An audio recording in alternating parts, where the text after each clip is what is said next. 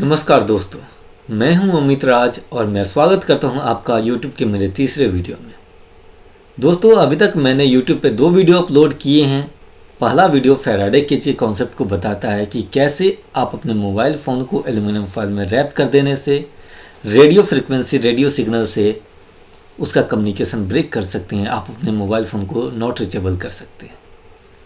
और दूसरा वीडियो था कि कैसे हमारा एलपीजी सिलेंडर बाकी प्रेशराइज सिस्टम से अलग काम करता है।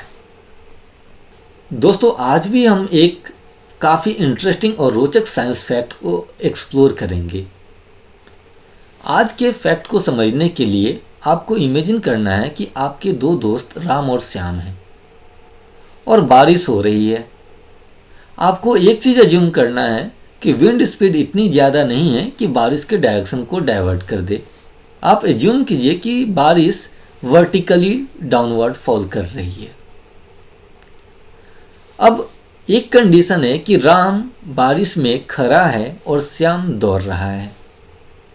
अब आपसे मेरा एक क्वेश्चन है कि अपने आप को बारिश से बचाने के लिए राम अपने छाते को कैसे पकड़ेगा और श्याम अपने छाते को कैसे पकड़ेगा। तो दोस्तों, राम जो बारिश में खड़ा है वो बारिश से बचने के लिए खुद के छाते को हमेशा स्ट्रेट सीधा रखेगा, जैसा कि आप फोटोग्राफ में देख रहे हैं। और श्याम जो कि बारिश में दौड़ रहा है, तो जिस डायरेक्शन में श्याम दौड़ लगा रहा है उस डायरेक्शन में अपने छाते को उसे थोड़ा टिल्ट करना होगा खुद को बारिश से बचाने के लिए। अब हम लोग आगे समझेंगे कि ऐसा श्याम को क्यों करना पड़ रहा है, लेकिन उससे पहले मेरा एक क्वेश्चन और है।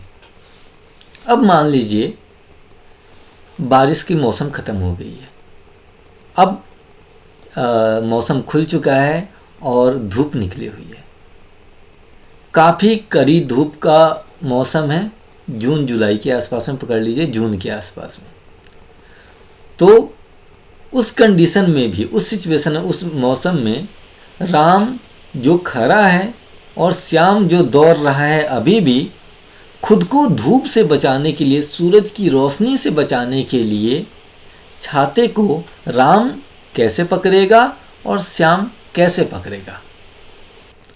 तो दोस्तों, जैसा कि आप फोटोग्राफ में देख रहे हैं, सनलाइट से बचने के लिए राम और श्याम दोनों ही अपने छाते को सीधा पकड़ेंगे।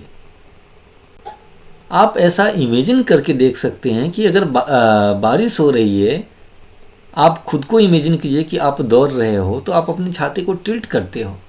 लेकिन अगर आपको धूप से बचाना है खुद को, तो आपको छाते को टिल्ट करने की ज़रूरत नहीं है। आप छाते को सीधा ही रखते हो। तो आज का सवाल, फाइनल सवाल आपसे ये है कि ये बारिश और सूरज के प्रकाश, मतलब बारिश और धूप में ये भेदभाव क्यों? बारिश और धूप के बीच में क्या सेपरेट करने वाला कौन सा एक फैक्ट है जो बारिश के केस में आपको छाते को टिल्ट करने के लिए मजबूर कर देता है?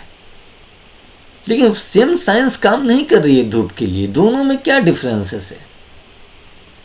आप सोचकर आपका क्या आंसर है, आप ईमानदारी से आप अपना जवाब कमेंट बॉक्स में दीजिएगा। अब हम इसको एक्सप्लोर करने की कोशिश करते हैं। तो दोस्तों, इसके पीछे जो साइंस काम कर रही है उसको बोलते हैं रिलेटिव मोशन। ये काफ़ी कॉमन और काफ़ी रियल लाइफ एग्जांपल इस फैक्ट से आप समझ सकते हैं। रिलेटिव मोशन बेसिकली किसी ऑब्जर्वर का, किसी ऑब्जेक्ट या ऑब्जर्वर के रिस्पेक्ट में जो मोशन है, आप किसी ऑब्जेक्ट के मोशन को डिस्क्राइब, समझना चाहते हो, अंडरस्टैंड करना चाहते हो, आप किसी दूसरे ऑब्जेक्ट या ऑब्जर्वर के रिस्पेक्ट में, तो उस ऑब्जर्वर के रिस्पेक्ट में इस ऑब्जेक्ट के मोशन को रिलेटिव मोशन कहते हैं। पहले हम लोग एब्सोल्यूट मोशन, जैसे बोल रहे हैं कि 60 किलोमीटर पर आवर अगर आप मूव कर रहे हो तो उसको बोलते हैं कि आपकी एब्सोल्यूट, मतलब हम लोग ग्राउंड को मान लेते हैं एक रेफरेंस फ्रेम। ग्राउंड के रिस्पेक्ट में हम लोग बात करते हैं 60 किलोमीटर पर आवर से मूव कर रहे हो। लेकिन अगर मैं बोलूं कि किसी पर्टिकुलर ऑब्जेक्ट या ऑब्जर्वर के केस में उसके रिस्पेक्ट में आपकी मोशन क्या है, तो उसको रिलेटिव मोशन बोलेंगे। अभी हम लोग डिटेल में समझेंगे। दोस्तों, रिलेटिव मोशन को समझने के लिए आप दो मोशन को एक साथ कंपेयर कीजिए। मान लीजिए आप कार बी से ट्रेवल कर रहे हो 60 किलोमीटर पर आवर से, आप अपने को पैसेंजर के साथ में। आपको कार ए, मान लीजिए कोई कार ए आपको ओवरटेक कर रही है 70 किलोमीटर पर आवर से। तो अगर मैं बात करूं कोई ग्राउंड पे बैठे हुए ऑब्जर्वर के लिए, तो वो उसके रिस्पेक्ट में अगर ऑब्जर्व किया जाए तो आपकी कार 60 किलोमीटर पर आवर से मूव कर रही है। जो कार आपको ओवरटेक करने वाली है वो 70 किलोमीटर पर आवर से मूव कर रही है। लेकिन अगर मैं आपके लिए बात करूं, कार बी में बैठे हुए आप क्या ऑब्जर्व करोगे? आपके लिए कार ए, जो येलो कलर की कार है, किस स्पीड से आपको अप्रोच कर रही है, तो वो रिलेटिव स्पीड आपके लिए, क्योंकि आप एवरी मोमेंट आप 60 किलोमीटर पर आवर से आप आगे मूव कर जा रहे हो और 70 किलोमीटर पर आवर से आपको अप्रोच कर रही है येलो वाली कार। तो केवल आपके लिए 10 kilometre per hour effective speed जो बोलते हैं, वो रिलेटिव स्पीड आपके लिए 10 किलोमीटर पर आवर है। आपका कोई पसंदीदा दोस्त कार ए को चला रहा है जो आपको ओवरटेक करके जा रहा है, आप बोलोगे भाई रुक जाओ, वो आपके रिस्पेक्ट में केवल 10 किलोमीटर पर आवर से ही सेपरेट हो रहा है। लेकिन बाकी ग्राउंड पे बैठे हुए लोग बोलेंगे कि भाई वो तो काफ़ी तेज़ जा रहा है, 70 किलोमीटर पर आवर से आगे मूव कर गया। आप इसको और सिंपल तरीके से समझो। मान लो आप एक कार चला रहे हो, आपके साथ जो आपका को पैसेंजर, आपका एक दोस्त बैठा हुआ है। आप ड्राइव कर रहे हो, आपका दोस्त बैठा हुआ है, आपको फ़ोन आता है आपके घर से कि आपकी ट्रैवलिंग स्पीड क्या है। आप बोलोगे 60 किलोमीटर पर आवर। आपके दोस्त के घर वाले भी फ़ोन करते हैं कि तुम किस स्पीड से ट्रेवल कर रहे हो, उसका आंसर भी सेम आएगा 60 किलोमीटर पर आवर। दोनों ही 60 किलोमीटर पर आवर से ट्रेवल कर रहे हैं, लेकिन क्या आपका दोस्त आपके रिस्पेक्ट में मूव कर रहा है? नहीं कर रहा है। मतलब आपका दोस्त आपके रिस्पेक्ट में मूव नहीं कर रहा है, ट्रेवल नहीं कर रहा है। लेकिन कोई थर्ड पर्सन जो ग्राउंड पे बैठा है उसके रिस्पेक्ट में 60 किलोमीटर पर आवर से आप दोनों मूव कर रहे हो। तो रिलेटिव मोशन, रिलेटिव वेलोसिटी अगर देखेंगे तो आपके दोस्त का आपके लिए कुछ नहीं है। अगर रियल लाइफ चीज़ों को एक्सपीरियंस करना है तो आपको रिलेटिव मोशन का कॉन्सेप्ट समझने की ज़रूरत है। और यही रिलेटिव मोशन का कॉन्सेप्ट प्ले कर रहा है बारिश के केस में, और कैसे वो आपके धूप का जो एग्जांपल आपको मैंने अभी थोड़ी देर पहले डिस्क्राइब किया कि धूप के केस में क्यों आपको छाते को, दौड़ते हुए आदमी को भी छाते को सीधा रखना पड़ रहा है, लेकिन बारिश के केस में नहीं। ये अभी आपको धीरे धीरे पता चलेगा। दोस्तों, आप एक रियल फील के लिए, रियल आइडिया के लिए एक रफ आइडिया ले लो कि एक रनिंग स्पीड नॉर्मल आदमी की होती है 2 to 3 मीटर पर सेकेंड। रेन की स्पीड होती है 5 से 7 मीटर पर सेकेंड के अराउंड। और जो स्पीड ऑफ लाइट होती है, अगर मीटर पर सेकेंड में बताऊं तो 30 करोड़ मीटर पर सेकेंड। मैं इसको करोड़ में, मतलब सेम यूनिट में रखने से कंपेयर करना आसान होगा। अदरवाइज 3 × 10⁸ मीटर पर सेकेंड आप जानते ही हैं, उसी को मैं बोला हूँ 30 करोड़ मीटर पर सेकेंड, 3 लाख किलोमीटर पर सेकेंड। तो दोस्तों, अब हम लोग समझते हैं कि कैसे हमारा रेन का कंडीशन सनलाइट के कंडीशन से डिफरेंट है। तो मान लीजिए कि नॉर्मल स्पीड जो रेन की है, अगर एक्सेसिव हम हेवी रेनफॉल नहीं मानते हैं, नॉर्मल बरसात हो रही है, तो वेलोसिटी ऑफ रेन, जो स्पीड ऑफ रेन होती है अराउंड 6 मीटर पर सेकेंड। और जो श्याम आप मान लीजिए जो दौड़ रहा है वो अराउंड 3 मीटर पर सेकेंड के स्पीड से भाग रहा है। और मेरी बारिश हो रही है वो वर्टिकली डाउनवर्ड फॉल कर रही है। तो वेलोसिटी ऑफ रेन अगर 6 मीटर पर सेकेंड है, मतलब 1 सेकेंड में रेन ड्रॉप 6 मीटर ट्रेवल करेगा, और वेलोसिटी ऑफ मैन 3 मीटर पर सेकेंड है, तो आदमी 1 सेकेंड में 3 मीटर ट्रेवल कर जाएगा। तो मान लीजिए स्टार्टिंग पॉइंट श्याम का 1 पे है। अब हर एक जगह rain drop vertically downward fall कर रहा है और थ्रू आउट हर जगह पे श्याम भीग रहा है क्योंकि बारिश कंटिन्यू हो रही है। तो आप कंसिडर कीजिए पॉइंट 1 पे श्याम जब भीग चुका है, वो ए ड्रॉप वो श्याम तक पहुंच चुका है। अब श्याम को जो बारिश की ड्रॉप जब वो फाइनल आगे जैसे जैसे ट्रेवल करते जाएगा टुवर्ड्स राइट, जब श्याम कोरस्पॉन्डिंग जो बी रेन ड्रॉप है वो जब भिगाएगा तो श्याम 1 से थोड़ा राइट मूव किया होगा, फिर थोड़ा और राइट मूव किया होगा, थोड़ा और राइट मूव किया होगा। लेकिन जो ये सारे रेन ड्रॉप जो श्याम को भिगाए हैं, अब आप बताइए कि जब श्याम का पोजीशन 1 था उस समय ये रेन ड्रॉप कहाँ पर थे? तो ए वाला जो रेन ड्रॉप है, रेन ड्रॉप ए वो ऑलरेडी श्याम को भिगा चुका था। रेन ड्रॉप बी वो ऑलमोस्ट श्याम को भिगाने के लिए रेडी था।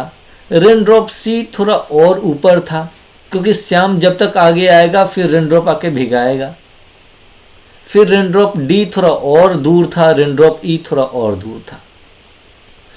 तो जिस पोजीशन में श्याम दौड़ रहा है एट पॉइंट 1, उसके लिए रेन ड्रॉप, कौन सा रेन ड्रॉप उसको भिगा रहा है? A B C D E. ये रेन ड्रॉप श्याम को भिगाने के लिए बारिश कहाँ से आ रही है? तो ये एक एंगल से आते हुए अपीयर हो रही है कि नहीं? जो ये अपीयरेंस है, जैसा कि आपको पता है ना कि रिलेटिव स्पीड, रिलेटिव मोशन, जो एक्चुअल फील, जो आपको रियल लाइफ आपका फीलिंग जो होगा ना वो रिलेटिव मोशन ही देगा। जैसे आपके कार के केस में क्या था कि 10 मीटर पर सेकेंड से कार आपको ओवरटेक कर रही थी, या आपका जो को पैसेंजर था वो मूव नहीं कर रहा था। जो आपके लिए, आपको जो फील हो रहा है, आपको जो अपीयर होगा, तो श्याम को क्या अपीयर होगा कि कौन सा रेन ड्रॉप उसको भिगा रही है? A B C D E. ये रेन ड्रॉप कहाँ से आ रही है? तो एक एंगल से आते हुए अपीयर होगी क्योंकि ए का रेन ड्रॉप ऑलरेडी भिगाया है, बी का अब भिगाने वाला है, सी का थोड़ा और देर बाद भिगाएगा, डी की थोड़ी और देर बाद, ई की थोड़ी और देर बाद। तो ये सब रेन ड्रॉप्स श्याम को लगेगा कि एक एंगल से आते हुए अपीयर हो रही है, और श्याम को खुद को बचाना है इन्हीं रेन ड्रॉप से, तो अपने छाते को ए बी सी डी ई जो है इसी डायरेक्शन में रखना होगा कि ये सारे रेन ड्रॉप्स श्याम तक नहीं पहुँचे थ्रू आउट जब तक वो दौड़ रहा है। अब क्योंकि रेन ड्रॉप और आदमी के स्पीड लगभग कंपेरेबल है, मतलब वो काफ़ी ज़्यादा डिफरेंस नहीं है उसमें। तो जैसा कि आपने अभी फोटोग्राफ्स में देखा था कि रेन ड्रॉप ई जो सबसे लास्ट में है वो गिरा नहीं है, वो वेट कर रहा है। सारे रेन ड्रॉप्स ए को छोड़ के, ए तो भिगा चुका है, बी सी डी ई, ये रेन ड्रॉप्स अभी गिरे नहीं हैं। वो गिरेंगे कब? जब श्याम वहाँ तक पहुँचेगा, श्याम उसके नीचे जब पहुँच जाएगा तो वो उसको भिगाएगा। इसलिए श्याम के लिए वो रेन ड्रॉप एक पैरेलल, एक ग्राउंड पे नहीं है, वो रेन ड्रॉप अभी हवा में है, वो भिगाएगा। तो श्याम को लगेगा कि हाँ भाई वो रेन ड्रॉप कहाँ से आता हुआ, ऊपर से आता हुआ अपीयर हो रहा है, एक एंगल पे आता हुआ अपीयर हो रहा है। अब जो सनलाइट को रेन से अलग कर रहा है वो बेसिकली क्या है, यहाँ एक्चुअली गलत लिखा है, 3 करोड़ मीटर पर सेकंड नहीं, 30 करोड़ मीटर पर सेकंड है सनलाइट का स्पीड। अब श्याम का स्पीड है 3 मीटर पर सेकेंड। 1 सेकेंड में श्याम ट्रेवल किया 3 मीटर, और जो सनलाइट ऑलरेडी है अर्थ के एटमॉस्फेयर में आ ही चुका है, उसका स्पीड है कि 1 सेकेंड में वो 30 करोड़ मीटर तक ट्रेवल करेगा। तो अगर हम पोजीशन ए से वन से बात करें, पोजीशन 1 से जब राइट की तरफ मूव कर रहा तो ABCD ड्रॉप, रेन ड्रॉप वो आया नहीं था। वो आता जब श्याम उसके नीचे आता, तब वो रेन ड्रॉप उसको भिगाता, इसलिए श्याम को लग रहा था कि नीचे नहीं है, उसके छाते को क्या है टिल्ट करना पड़ा, क्योंकि उसको लग रहा था कि अभी रेन ड्रॉप आएगा भिगाएगा और ये मूव कर रहा है। लेकिन सनलाइट के केस में ऐसा नहीं है। धूप क्योंकि 30 करोड़ मीटर पर सेकेंड सनलाइट है, सनलाइट का स्पीड है, स्पीड ऑफ लाइट है, वो ऑलरेडी सारे जगह पे जो स्ट्रीम ऑफ लाइट आप बोल सकते हैं, वो सारे जगह पे लाइट ऑलरेडी ट्रेवल कर चुका है। मतलब श्याम के जाने के बाद रेनड्रॉप गिर रहा था, श्याम के जाने के बाद धूप नहीं गिर रही है, धूप ऑलरेडी गिर चुकी है सारे जगहों पे। आप इमेज में देख रहे हैं कि श्याम जब 1 पोजीशन से राइट की तरफ मूव कर रहा है तो ये कहीं भी जाए, क्योंकि सनलाइट इसके पहले वहां पहुंच चुकी है, तो इसके लिए जो 1 पोजीशन पे है, इसको सनलाइट कहां से आता हुआ दिखेगा? हर जगह पे, ये कहीं भी जाए, इसके लिए सनलाइट वर्टिकली गिर रहा है। इसको अपने छाते को कैसे रखना पड़ेगा? स्ट्रेट रखना पड़ेगा, क्योंकि इसके दौड़ने की स्पीड और या तो वो खड़ा रहे या दौड़े, सनलाइट के स्पीड के कंपैरिजन में उससे कोई फर्क नहीं पड़ रहा है। लेकिन बारिश के लिए, बारिश के बूंदों के स्पीड के लिए ये आदमी जब खड़ा था और दौड़ रहा था, दोनों में फर्क था, दोनों में डिफरेंस है। ये अलग अलग बिहेव कर रहा है। जब वो खड़ा है तो छाते को सीधा रखा है, जब दौड़ रहा है तो चेंज हो रहा है, क्योंकि रेन का स्पीड भी बहुत ज़्यादा नहीं है, 6 मीटर पर सेकेंड, लगभग डबल है। तो बारिश के लिए खड़ा हुआ आदमी और दौड़ता हुआ आदमी अलग अलग है। लेकिन सनलाइट की स्पीड इतनी ज़्यादा है कि उसके लिए या तो ये खड़ा रहे या तो ये दौड़े। ये अपने मैक्सिमम कैपेसिटी से भी 5 मीटर पर सेकंड से भी दौड़ जाए तो भी सनलाइट के कंपैरिजन में ये ऑलमोस्ट स्टैटिक ही है। वो श्याम भले ही दौड़ रहा है ग्राउंड के रिस्पेक्ट में, लेकिन अगर सनलाइट के पर्सपेक्टिव से देखें, उसके रेफरेंस में देखें, तो क्योंकि उसकी स्पीड 30 किलोमीटर पर सेकेंड है, तो वो श्याम अगर दौड़ भी रहा है तो उसके लिए ऑलमोस्ट स्टैटिक है, उसके लिए कोई फर्क नहीं पड़ रहा है। तो उसके अपने छाते को जब वो दौड़ रहा है तो भी सनलाइट के केस में क्या है, एकदम स्ट्रेट सीधा रखना पड़ेगा। तो बारिश के बूंदों के लिए अगर मैं बात करूं तो रिलेटिव मोशन इसका चेंज कर रहा है जब वो खड़ा है और दौड़ रहा है। लेकिन सनलाइट के रिस्पेक्ट में देखें तो इसके मोशन का कोई इफेक्ट नहीं हो रहा है, ऑब्जर्व करें अगर सनलाइट के रिस्पेक्ट में। तो हाँ, अगर मान लीजिए वेलोसिटी ऑफ रेन, जो बारिश गिर रही है, वो भी अगर 30 करोड़ मीटर पर सेकंड से उसका स्पीड होता, तो उस केस में भी क्योंकि बारिश हर जगह गिर चुकी होती, मतलब इसको इतना मौका ही नहीं मिलता श्याम को कि जाएंगे और बारिश गिरेगी। ये अभी सोचेगा कि मैं ट्रेवल करना स्टार्ट करूँ, उससे पहले बारिश ऑलरेडी गिर चुकी होगी। तो इसको बचने के लिए खुद को, छाते को हमेशा सीधा रखना पड़ता। तो इस पूरे पिक्चर में, पूरे एपिसोड में आपको क्या समझ आ रहा है कि रिलेटिव मोशन, अगर मैं बात करूं बारिश में, सनलाइट में, सनलाइट के रिस्पेक्ट में क्या है कि रिलेटिव मोशन, इसका मोशन सिग्निफिकेंट नहीं है रिलेटिव मोशन क्रिएट करने के लिए। बारिश के जो स्पीड है उसके लिए आदमी का स्पीड सिग्निफिकेंट इनफ है रिलेटिव मोशन क्रिएट करने के लिए। तो ये एक रिलेटिव मोशन जो टर्म आ रहा है, रिलेटिव मोशन का सिग्निफिकेंस आप देख सकते हैं कि कैसे मतलब साइंस को चेंज करता है, मतलब कैसे रियल लाइफ आप ये कैसे रियल लाइफ ऑब्जर्वेशंस को चेंज करता है।